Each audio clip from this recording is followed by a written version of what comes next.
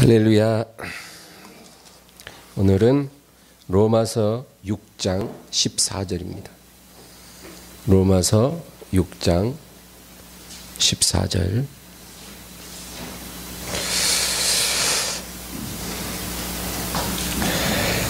다 같이 합독합니다.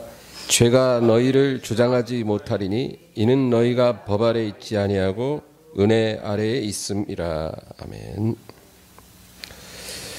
네.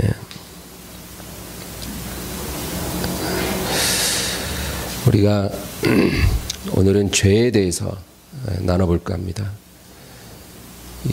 우리가 죄라 그러면은 보통 어떤 잘못된 행위를 생각을 합니다.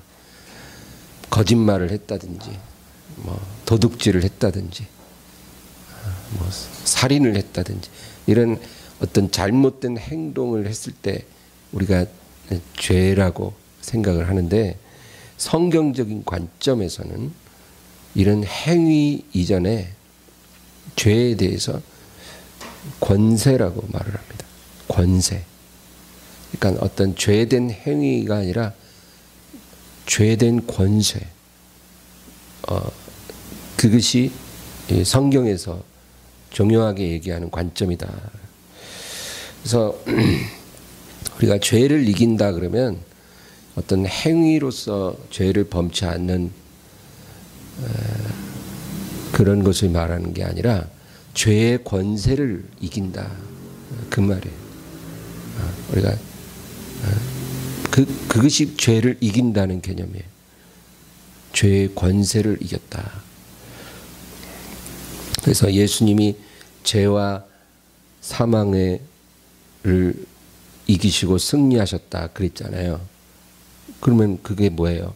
예수님이 죄를 안 지셨다, 그런 뜻이 아니죠. 죄의 권세를 이기시고 사망의 권세를 이기시고 승리하셨다, 그 말인 것입니다.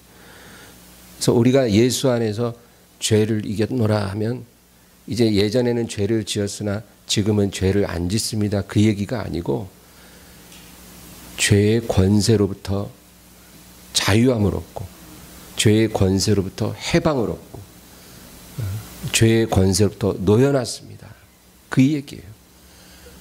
우리가 죄를 안 짓는 완벽한 존재가 되기는 어렵거든요.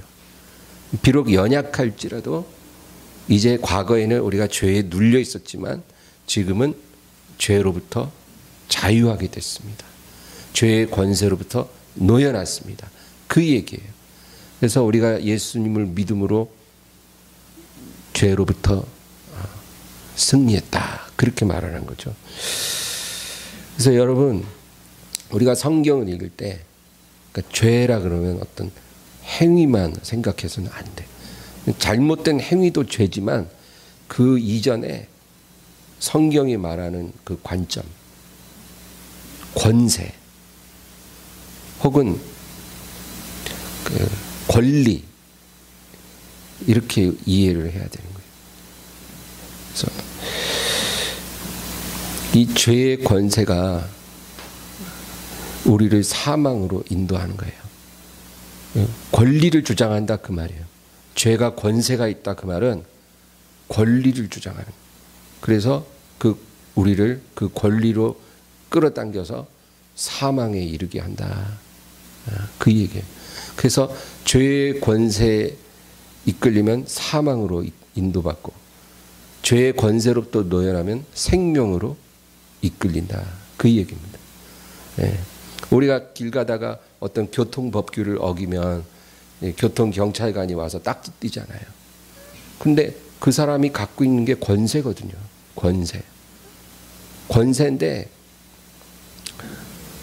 그 권세가 있다고 해서 아무에게나 딱지 막 발부하는 게 아니에요. 우리가 뭔가 법을 어겼을 때 그 사람이 그 권세를 사용할 수 있는 권리가 주어지는 거죠. 그러면 우리가 꼼짝없이 딱지를 받아야 되는 거예요. 죄를 뭔가 잘못을 안 하면 그 경찰관이 아무리 권세가 있어도 권리 주장을 할 수가 없는데, 뭔가 우리가 잘못을 했을 때는 그 경찰관이 딱지를 발부할 수 있는 권세를 갖고 권리를 주장하게 되는 거예요. 그 똑같은 원리예요. 그래서 우리가 행위로서 어떤 죄를 범했거나 어떤 죄 아래 놓여 있을 때 죄가 우리에게 권세를 휘두르고 권리를 주장해서 우리를 사망으로 끌고 간다 그 말이에요. 너는 죄인이니까 내가 너를 사망으로 끌고 갈 권리가 있어. 이렇게 말을 하는 거예요. 그 우리가 꼼짝없이 끌려가는 그런 존재였다 그거예요. 그런데 예수님이 오셔서 그 죄의 권세로부터 우리를 자유케 하신 거예요. 할렐루야. 예. 그래서 우리가 자유하게 되고 생명을 얻은 거지. 무슨 우리가 과거에는 죄를 좀 졌지만 이제는 안 짓고 사니까 이젠 내가 생명을 얻은 거다. 이런 게 결코 아니라는 거예요. 그래서 율법을 알면 알수록 행위로는 답이 없다는 걸 우리가 아는 거예요. 예. 정말 그래요. 제가 대학생 때 예수님을 영접했지만 그때는요, 제가 친구들하고 어울려 술 마시고 담배 피고 막 이러고 살던 때인데 그때는 그런 행동만 내가 안 하면 별 문제가 없는 사람이라고 생각했었어요. 그런데 지금요, 그때 행하던 거 다 이제 더 이상은 하지 않음에도 불구하고 그때 알지 못했던 더 많은 율법적인 죄를 내가 느끼면서 살고 있어요. 그러니까 성경을 알면 알수록, 율법을 알면 알수록 더 많은 죄가 있다라는 것을 깨닫는 거죠. 그러니까 행위로는 절대로 답이 없어요. 행위로 온전해져서 의를 얻는 건 불가능한 거예요. 근데 예수님이 오셔서 불완전한 우리를 자유케 하신 거예요. 할렐루야. 그래서 예수님이 우리의 의고 우리의 생명이고 그분을 통해서 우리가 하나님의 자녀가 될 수 있다라는 거. 그거죠.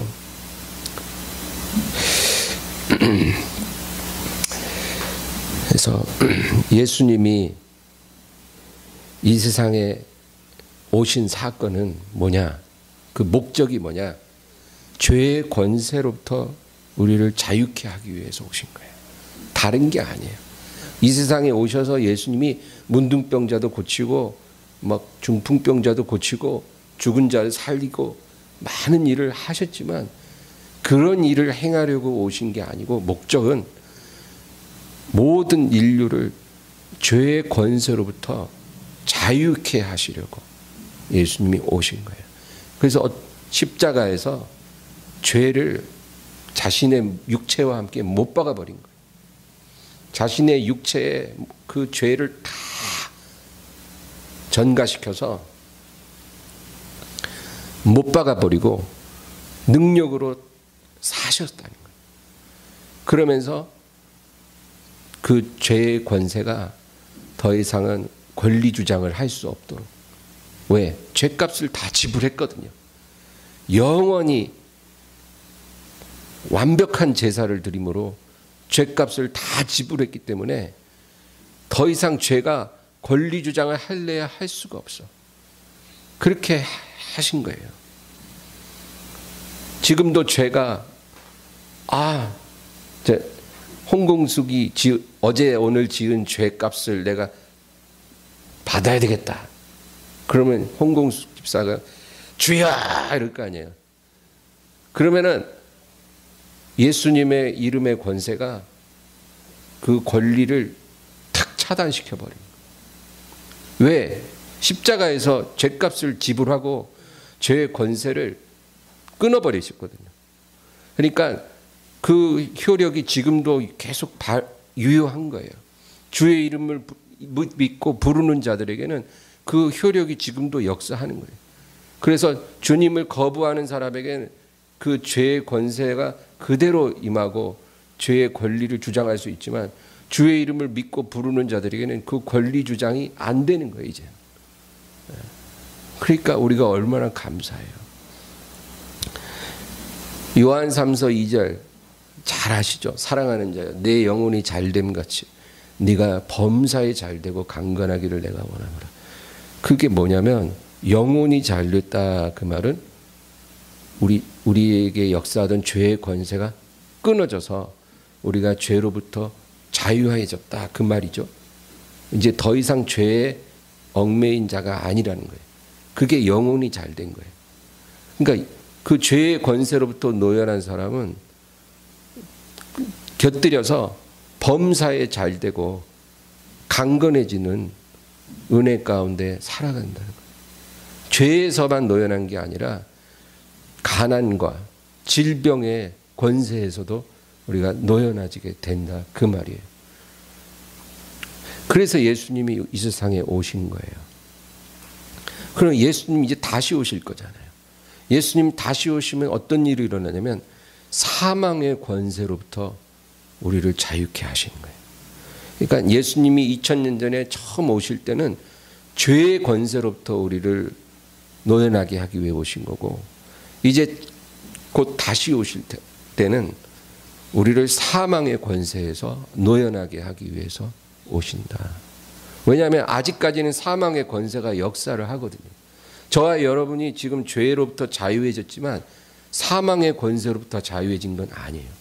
왜? 암 걸리고 뭐 교통사고 나면 죽거든요. 사망의 권세가 지금도 역사하고 있는 거예요. 그런데 그게 언제 사라지냐? 주님이 재림하셔서 죽은 자들이 부활하고 저와 여러분이 부활의 몸을 확 입고 공중에서 주님 딱 만날 때 바로 그때 이제 사망에 이기는 것이, 쏘는 것이 사라집니다. 사망의 권세, 사망의 권리가 우리로부터 완전히 분리돼요.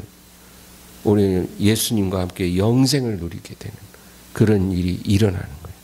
그러니까 지금 저와 여러분은 죄로부터는 이미 자유해졌지만 사망의 권세에서 아직 자유하지 못하기 때문에 주님이 속히 오셔서 우리를 사망에서도 온전히 자유케 하시고 다시는 죽는 것이나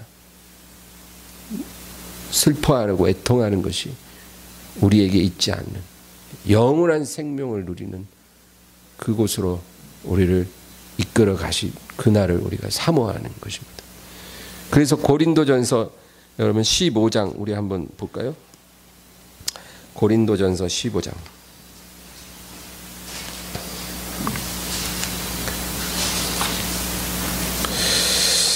15장 52절부터 54절. 고린도전서 15장 52절에서 54절까지 한번 읽습니다. 나팔 소리가 나매 죽은 자들이 썩지 아니할 것으로 다시 살아나고 우리도 변화되리라. 이 썩을 것이 반드시 썩지 아니할 것을 입겠고 이 죽을 것이 죽지 아니함을 입으리로다. 이 썩을 것이 썩지 아니함을 입고 이 죽을 것이 죽지 아니함을 입을 때에는 사망을 삼키고 이기리라고 기록된 말씀이 이루어지리라. 아멘. 이 얘기예요. 나팔 소리 나서 죽은 자들이 살아나고 우리도 변화되는데 그때는 썩을 것이 썩지 아니할 것을 입고 죽을 것이 죽지 아니함을 입으리로다. 이때 바로 사망을 삼키고 이기리라고 기록된 말씀이 이루어지리라. 그러니까 이미 이루어졌다가 아니라 이때 사망을 온전히 이기고 승리하는 그런 순간이 다가올 것이다. 그 얘기입니다. 할렐루야. 네, 정말로 우리가 감사할 것은 지금 이 세대가 마지막 세대예요. 정말로 주님 오실 것입니다. 그래서 여러분 이 죄에 대해서 우리가 이해를 잘해야 되는데, 죄라는 것은 그 본질이 뭐냐? 어떤 행위 이전에 마음의 상태까지를 죄로 봅니다. 우리가 행동을 할 때는 그는 이제 죄를 저지른 거죠. 근데 그것만 죄가 아니라는 거예요. 마음이 어떻다 하는 그 상태까지도 죄에 속하는 거예요. 그래서 예수님이 사람을 죽인 것만 살인이 아니라 미워하는 그 마음부터 살인을 이미 한 거다. 어떤 물건을 훔친 것만이 도둑질이 아니고 그 물건에 대해서 탐심을 갖고 내 것이 아닌 것에 대해서 탐심을 갖는 것 자체도 그것도 죄라는 거예요. 그래서 이 마음의 상태가 죄의 본질이라. 창세기 8장에 보면 하나님께서 이 노아의 홍수를 일으키시고 사람들을 다 심판하신 후에 뭐라 그러시냐면 사람의 마음에 계획하는 것이 어려서부터 악함이라 그렇게 말씀하세요. 그러니까 탄식하시는 거예요. 내가 사람의 죄악으로 홍수를 일으켜 다 쓸어버리긴 했지만 그렇다고 해서 이 죄가 사라지지 않을 거라는 걸 아신 거예요. 노아의 세 아들로부터 시작된 인류가 또 다시 죄악 가운데 살게 되고 홍수 이전과 같은 상태로 급속하게 돌아갈 것을 아시는 거예요. 왜? 사람의 마음에 계획하는 것이 어려서부터 악함이라. 아이 때부터 마음으로 생각하는 게 악하다는 거예요. 사람. 이게 죄의 본질이에요. 여러분 어떤 사람을 이제 그 사람이 어떤 범죄자인데 이 범죄자를 독방에다 가둬놔요. 풀어놓으면 도둑질하고 살인하고 그리고 막 악을 행하니까 이 사람을 독방에 가뒀어요. 그러면 그 사람이 범죄를 저지를 수는 없어요. 아무것도 할 수가 없으니까. 뭐 옆에 아무도 없으니까 누구에게 죄를 지을 수가 없는 거예요. 그렇다고 해서 그 마음속에 있는 악한 생각까지도 가둘 수는 없어요. 그 마음의 악을 그대로 갖고 있는데 행위로서 연결시키지만 못할 뿐이에요. 왜? 환경적으로 딱 차단되어 있으니까. 근데 이 사람이 이제 모범적으로 수감 생활을 잘 한다고 해서 풀어주면 어떻게 될까요? 얼마 안 가서 죄를 범하기 시작해요. 그러니까 죄의 본질은 행위 이전에 그 마음의 상태라는 거죠. 그래서 어떤 죄를 짓지 않을지라도 우리가 다 죄 아래에 있다라는 사실이에요. 어떤 죄를 딱 지었을 때만 죄인이 아니고 죄를 짓지 않아도 우리 마음이 항상 어릴 때부터 악하기 때문에 우리가 죄 아래에 거하고 있다. 그래서 예수님이 바리새인들을 책망하는 거예요. 왜냐하면 바리새인들은 마음속은 더러워요. 악해요. 회칠한 무덤이에요. 자네 속은 지저분한데 겉만 깨끗하게 하는 사람들. 마음은 온갖 음심과 탐심으로 가득해요. 그런데 행동만 아주 그럴듯하고 점잖고 깨끗한 척하는 거예요. 행위로는 문제가 없어. 근데 마음은 더러워요. 그런데 바리새인들은 스스로를 의롭다고 생각하는 거예요. 우리가 죄 지은 게 없다는 거예요. 우리가 행위가 온전하기 때문에 의롭다는 거예요.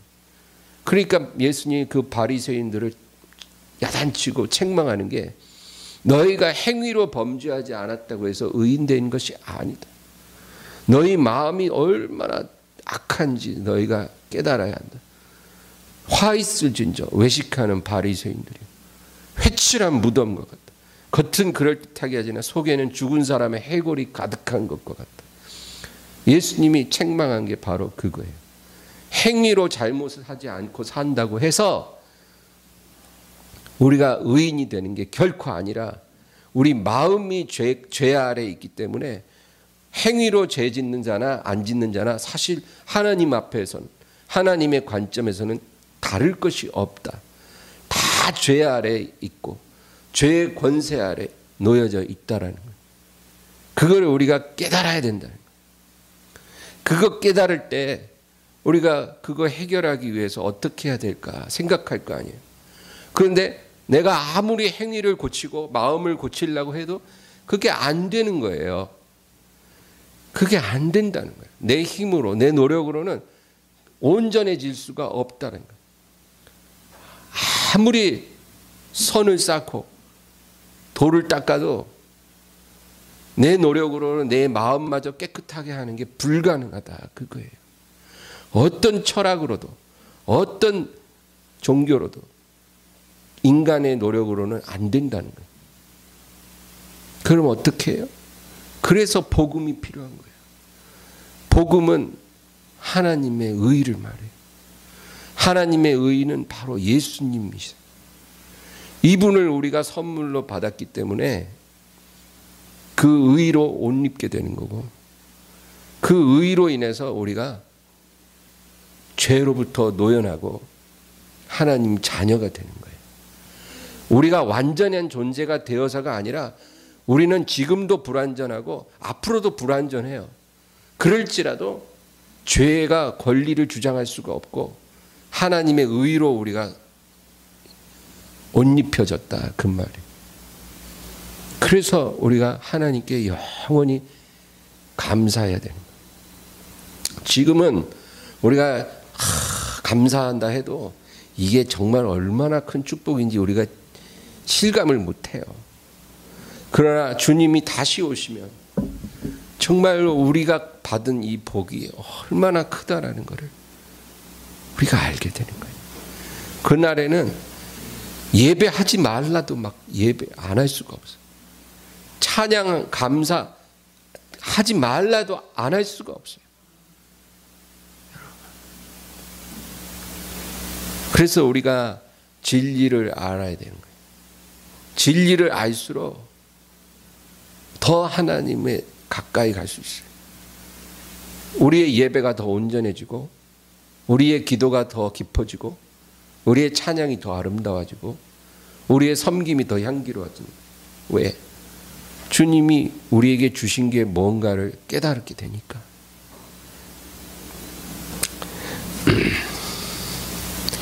그래서 하나님이 주신 해법은 거듭나라, 그거예요. 무슨 행위를 고치고 마음을 고치고 이거 다 소용없는 노력이니까 그거 이전에 거듭나야 된다, 사람이. 거듭나지 않으면 절대로 하늘나라에 들어갈 수가 없다. 거듭나야 돼. 거듭난다는 게 뭐예요? 단순히 그냥 입술로 믿습니다, 이게 아니라 예수 그리스도를 나의 생명으로, 나의 의로 온전히 믿고 받아들이는 거예요. 여러분, 어릴 때부터 교회 다니고 그런 사람들도요, 정말로 거듭나지 못한 사람들이 너무나 많아요. 그냥 교회 다니고 신앙 고백 수십 번, 수백 번 했기 때문에 저는 구원받은 거 아닌가요? 저는 솔직히 아닌 것 같아요. 그냥 형식적으로 교회 다니기만 했던 사람들은 구원받은 게 아니에요. 어떻게 해야 구원받냐면 거듭나야 구원받는 거예요. 그럼 거듭나는 게 뭐냐? 정말로 예수 그리스도의 십자가가 나와 관계가 있다는 거예요. 그거를 정말로 깨닫고 그분께서 나의 생명과 구원이 되신다는 사실을 내가 정말로 깨달아지고 믿어지고 고백하게 될 때, 그럴 때 우리가 거듭나는 역사가 일어나는 거예요. 그렇게 거듭나면 하나님이 뭘 줘요? 우리가 예수님을 영접하면 하나님이 약속하신 선물, 성령을 부어주신 거예요. 반드시 부어줘요. 우리가 교회 다닌 지 오래됐는데 성령을 못 받았다, 이런 사람들은요, 그 말이 뭐를 의미하는지 아세요? 내가 지금 예수를 제대로 안 믿고 있다, 그 얘기예요. 정말로 예수님을 고백하고 그분을 모신 사람은요, 성령을 선물로 받게 돼 있어요. 하나님이 성령을 부어주신다고 약속했거든요. 성령을 받게 되면 이제는 하나님의 뜻을 행하는 사람으로 변하기 시작한 거예요. 예전에 내 노력으로 할 때는 안 되던 것들이 이젠 돼요. 성령이 오시니까 되는 거예요. 그래서 예수님을 통해서 죄의 권세로부터 자유케 되고, 그 다음에 성령을 받고, 그 다음에는 우리의 행실까지도 거룩하게 변화되는 역사가 일어나는 거예요. 이런 단계를 걸어가다가 우리가 하나님 앞에 서게 된다, 그 얘기입니다. 오늘 본문 말씀, 이 중요한 구절이에요. 죄가 너희를 주장하지 못하리니 그랬거든요. 이 말에 권리라는 말을 넣어보시면, 죄가 너희에게 권리를 주장하지 못하리니 이는 너희가 법 아래 있지 아니하고 은혜 아래 있음이라, 그 얘기예요. 그렇게 권리라는 말을 넣어서 읽으면 이해가 쉬워요. 죄가 너희에게 권리를 주장하지 못하리니 이는 너희가 법 아래 있지 아니하고 은혜 아래 있음이라. 우리가 율법적인 행위 아래에 있을 때는요, 죄가 우리에게 권리를 강력하게 주장해요. 왜냐하면 너무나 잘못한 게 많거든요. 우리가 과거에도 그랬고 지금도 그랬고 앞으로도 그럴 거예요. 우리가 율법의 행위 아래에 살면 죄는 언제나 우리에게 강력한 권리를 주장할 거예요. 너의 영혼은 내 거야. 너는 사망으로 가야 돼. 권리 주장을 한다는 거예요. 근데 이제 더 이상 그 권리 주장을 할 수가 없는 것은 너희가 법 아래 있지 아니하고 뭐 아래 있다고요? 은혜 아래에 있습니다. 은혜가 뭐예요? 복음이죠.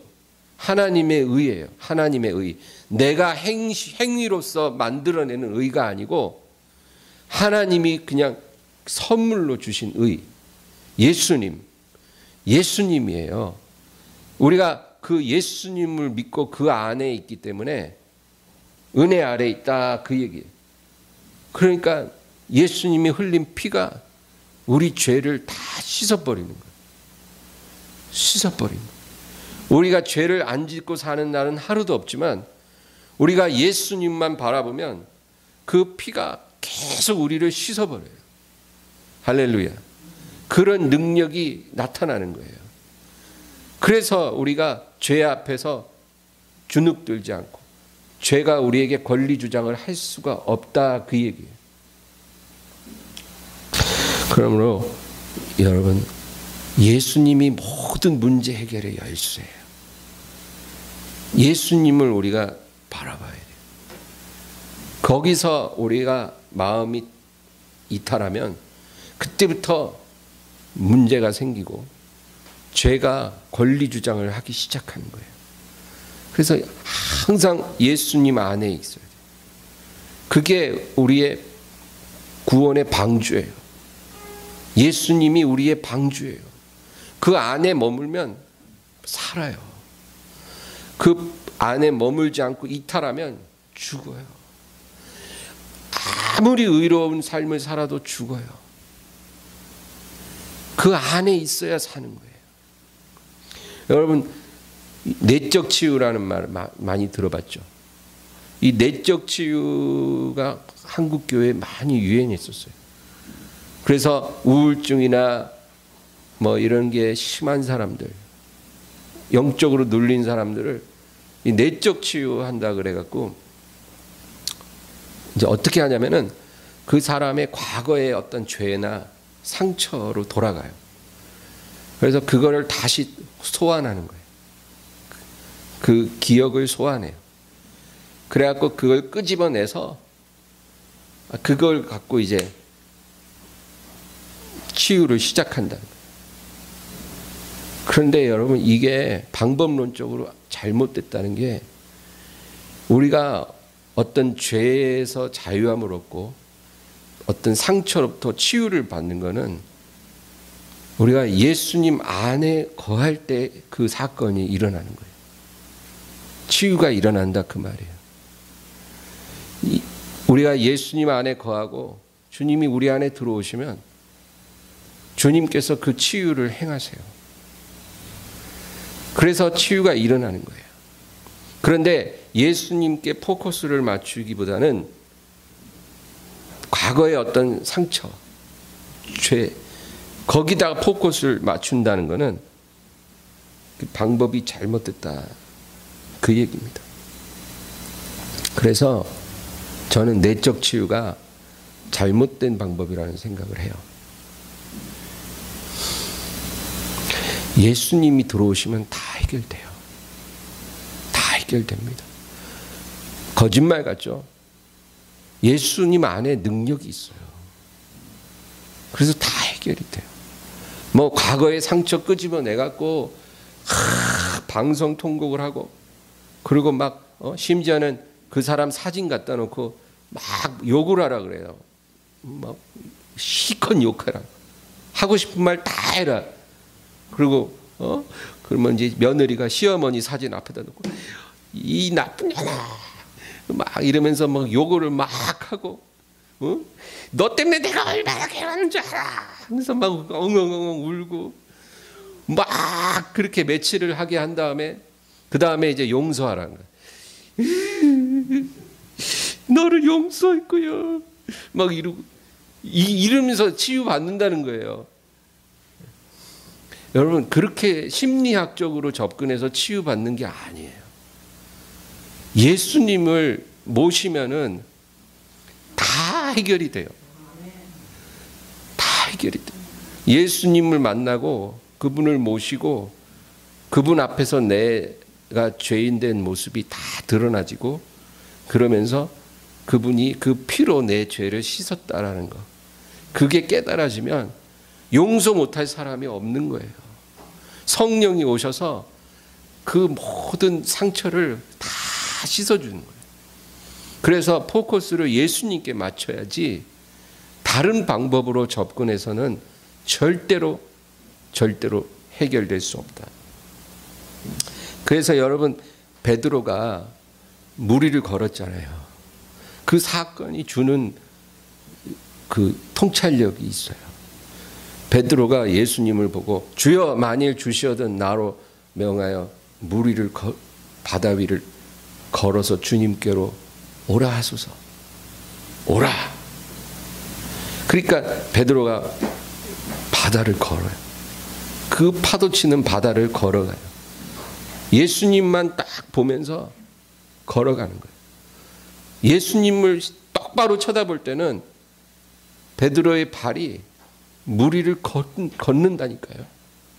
있을 수 없는 일이 일어나는 거예요.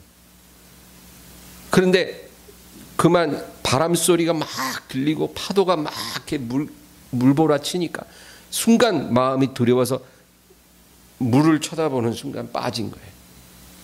그게 뭐겠어요, 여러분? 모든 문제의 해결은 예수님께 집중할 때 해결이 되는 거예요. 그럴 때 일어날 수 없는 일들도 일어나고 우리가 할 수 없는 일들도 하게 되는 거예요.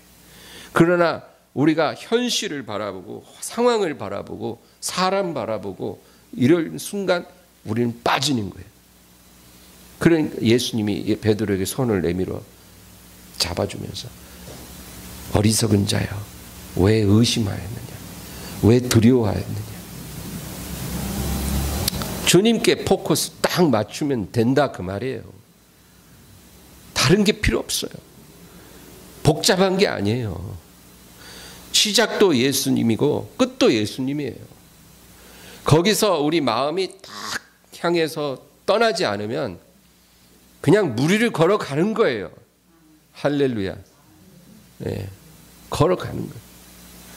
이스라엘이 광야에 들어섰을 때 그 아무것도 없는, 음식도 없고 물도 없는 그 광야, 낮에는 너무너무 더워서 사람이 타 죽고 밤에는 너무너무 추워서 얼어 죽고, 그리고 조금만 방심하면 뱀이나 전갈이 물어서 죽고, 이런 사망의 땅이 광야이거든요.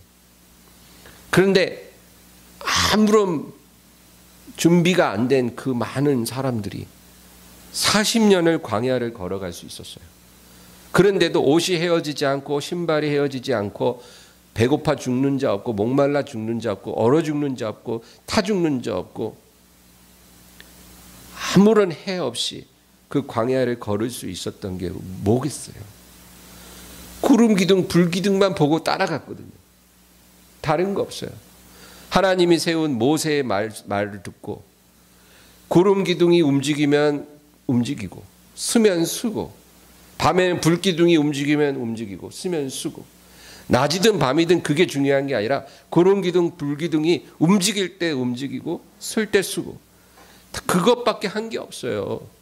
그랬더니 하나님이 지켜주셨더라, 그 얘기잖아요. 우리 하나님 자녀가 살아가는 방법이 그거예요.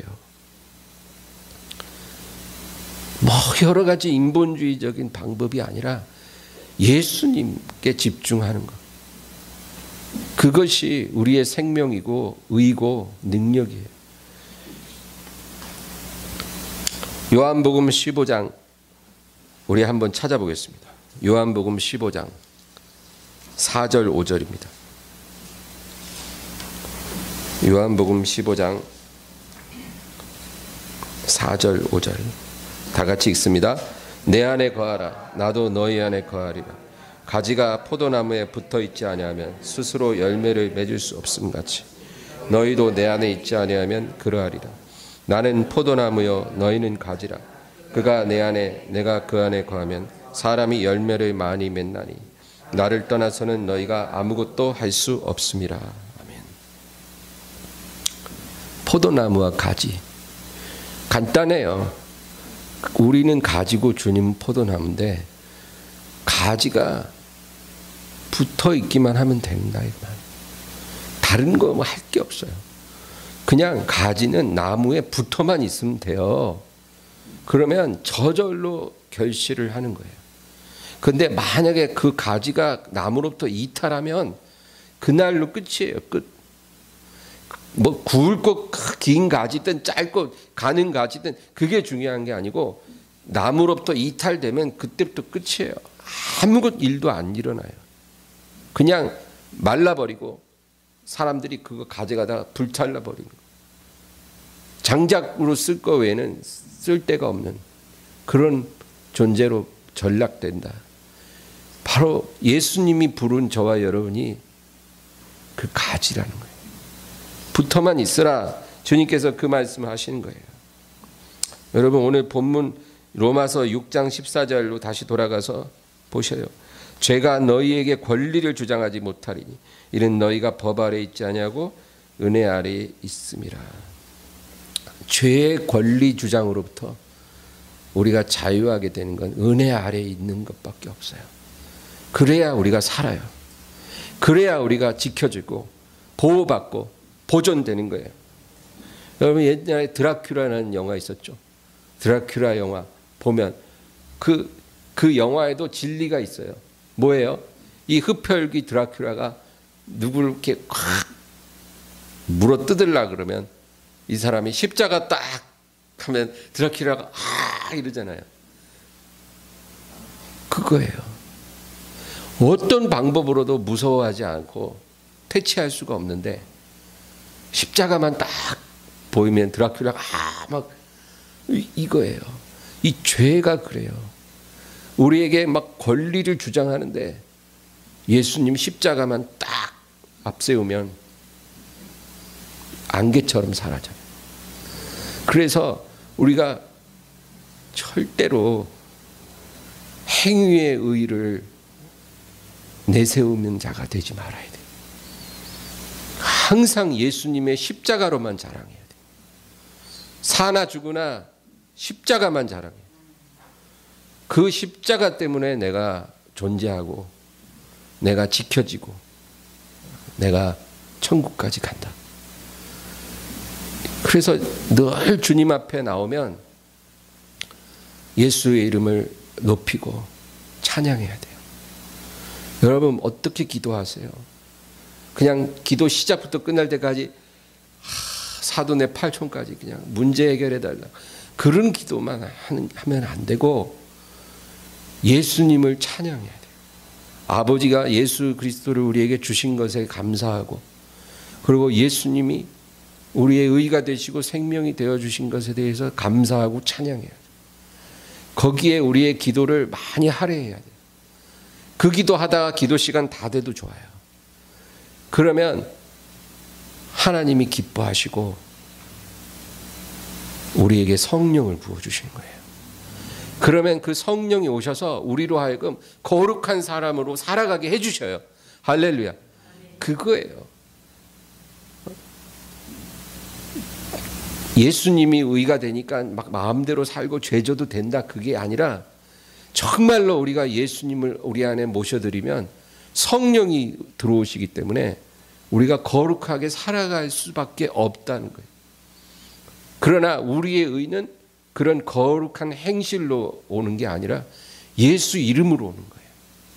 그거 한 가지만 분명하게 잡고 살면 우리가 승리할 수 있다, 그 얘기입니다. 여러분, 그래서 오늘도 기도할 때 주 예수 이름을 찬양하고 감사하는 저와 여러분 되기를 주의 이름으로 축원합니다. 우리 주여 세 번 부르고 기도합니다. 주여, 주여, 주여.